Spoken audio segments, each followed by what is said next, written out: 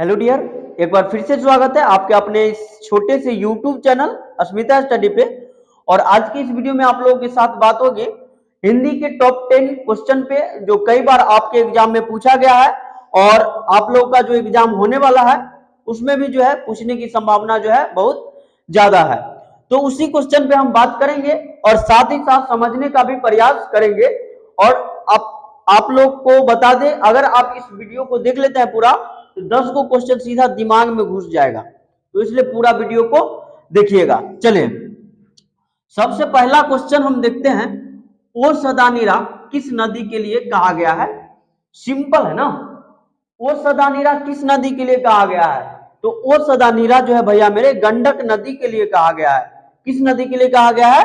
गंडक नदी के लिए कहा गया है। और इसके राइटर कौन है? जगदीश चंद्र माथुर। इतना ही इसमें लिखना है। जो ओ सदा नीरा किस नदी के लिए कहा गया है, तो आप लोग लिखिएगा जो ओ सदा नीरा जो है गंडक नदी के लिए कहा गया है। चलिए अगला क्वेश्चन, पहले का तो कंप्लीट हो गया, दूसरा का देख लेते हैं। उत्सव कौन और क्यों मना रहा है? उत्सव कौन और क्यों मना रहा है? तो उत्सव जो है जनता मना रही है। कौन मना रही है? जनता मना रही है। ठीक है, क्यों मना रही है? क्योंकि युद्ध में जो है विजय हुई है। ठीक है, युद्ध में जो है विजय हो गया है, इसलिए जो है उत्सव जो है जनता लोग जो है मना रहा है। बात समझ रहे होंगे। चलिए अगला क्वेश्चन लेते हैं। धांगर शब्द का क्या आशय है? धांगर शब्द का क्या आशय है? धांगर का मतलब होता है भारे का मजदूर। धांगर का मतलब क्या होता है? भारे का मजदूर। और जो धांगर जो है, जो छोटा नागपुर, लगभग 18वीं सदी में अंग्रेज लोग जो था, अंग्रेज लोग वो क्या करता था, छोटा नागपुर के क्षेत्र से जो है कुछ मजदूर को जो है लेकर के आता था यहाँ चंपारण क्षेत्र में, उससे नील की खेती करवाने के लिए। तो ऐसी स्थिति में जो है धांगर लोग जो है यहाँ पर रहने लगा, तो इसको जो है धांगर कहा जाने लगा। लेकिन कई बार ऐसा देखा जाता है जो धांगर लोग जो है अपने आप को जो है धांगर कहने से जो है शर्माते हैं। तो याद रखिएगा धांगर शब्द का क्या अर्थ होता है?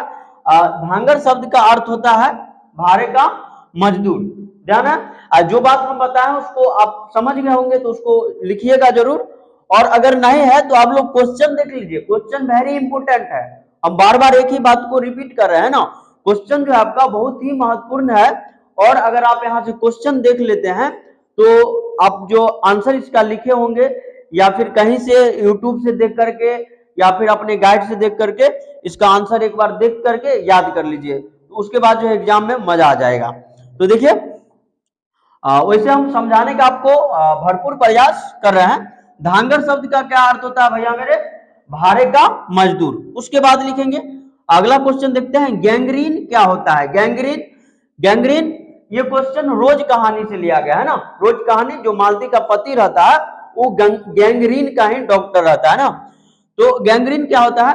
तो हम लिखेंगे गैंग्रीन जो है एक तरह की बीमारी होती है, या फिर गैंग्रीन एक तरह की बहुत ही घातक बीमारी होती है जिसमें लोगों का जो है, जिसमें जो है लोगों के पैर में जो है कांटा चुभने से जो है पैर हो या जिस अंग में जो है कांटा चुभ जाता है वो अंग क्या होता है, धीरे धीरे सड़ने लगता है। और उसका एकमात्र इलाज है जिस अंग में गैंग्रीन हुआ है उसको काट करके हटाना।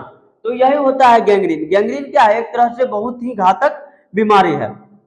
चलिए आगे देख लेते हैं। बुद्ध ने आनंद से क्या कहा? बहुत ही महत्वपूर्ण क्वेश्चन और एग्जाम में भी कई बार पूछा गया है। जो बुद्ध ने आनंद से क्या कहा? तो बुद्ध ने आनंद से कहा था, हे आनंद, ठीक है, क्या कहा? हे आनंद, ये जो हम जो धर्म चलाए हैं ना, ये धर्म जो हम चलाए हैं वो जो है 5 सहस्र वर्ष तक चलने वाला था, लेकिन अब 500 वर्ष चलेगा। तो आनंद कहता है ऐसा का है?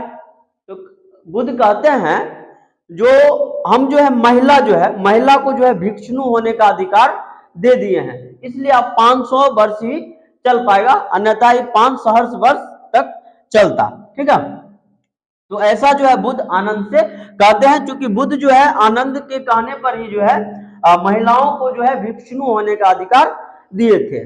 चले आगे देखते हैं अगला क्वेश्चन आपका, मानक और सिपाही एक दूसरे को क्यों मारना चाहते हैं? देखिए मानक और सिपाही जो है एक दूसरे को क्यों मारना चाहते हैं? सिंपल बात है, मानक जो है बर्मा की ओर से लड़ाई लड़ रहा था और इसके विरोध में कौन था? जापानी जापानी सैनिक था ना। अब देखिए युद्ध में सैनिक और सैनिक क्या होता है, दुश्मन ही तो होता है ना।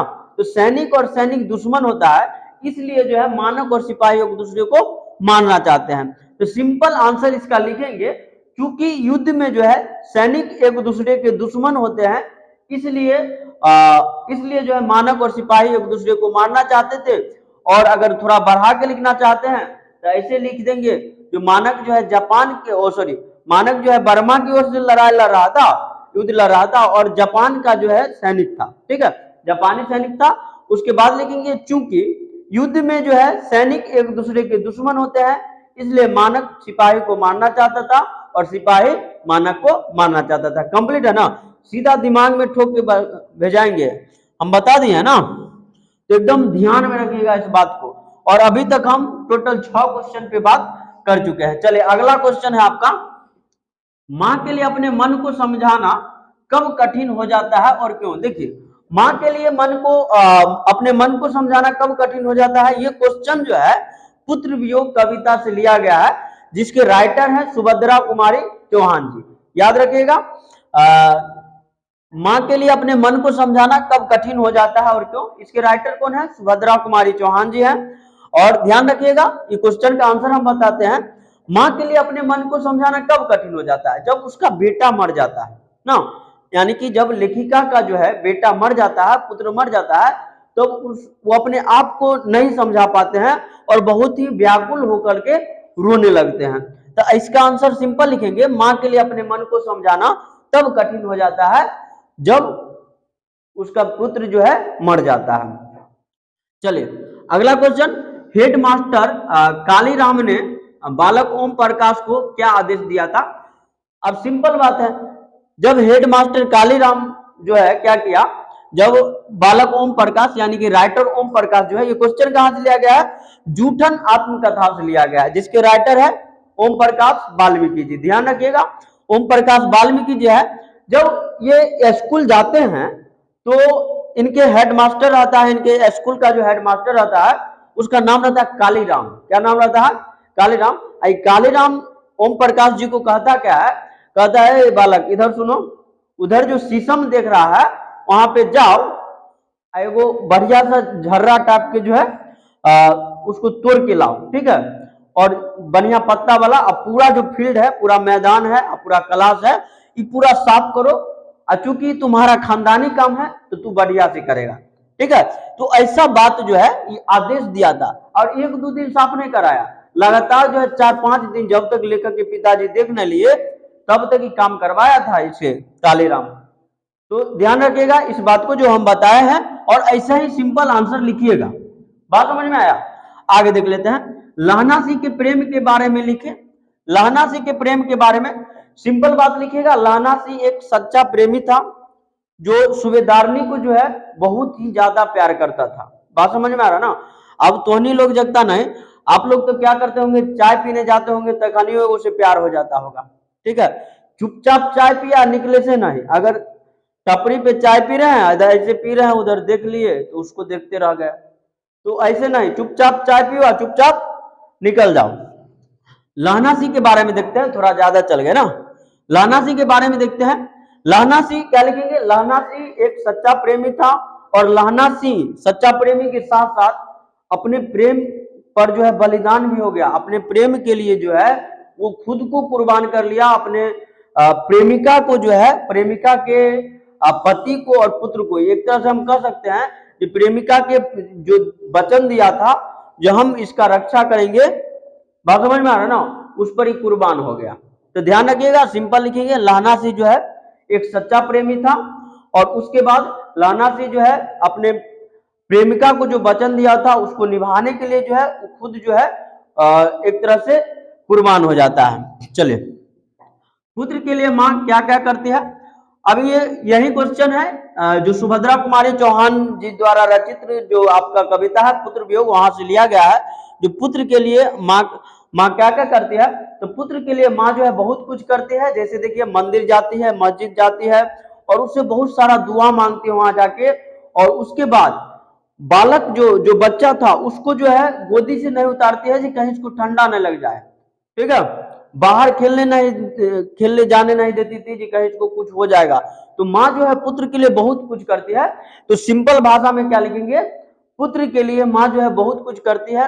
मंदिर मस्जिद गुरुद्वारा जहां भी हो वहां जाके जो है माथा टेकती है, तरह तरह के प्रसाद चढ़ाती है, तरह तरह की मन्नत मांगती है।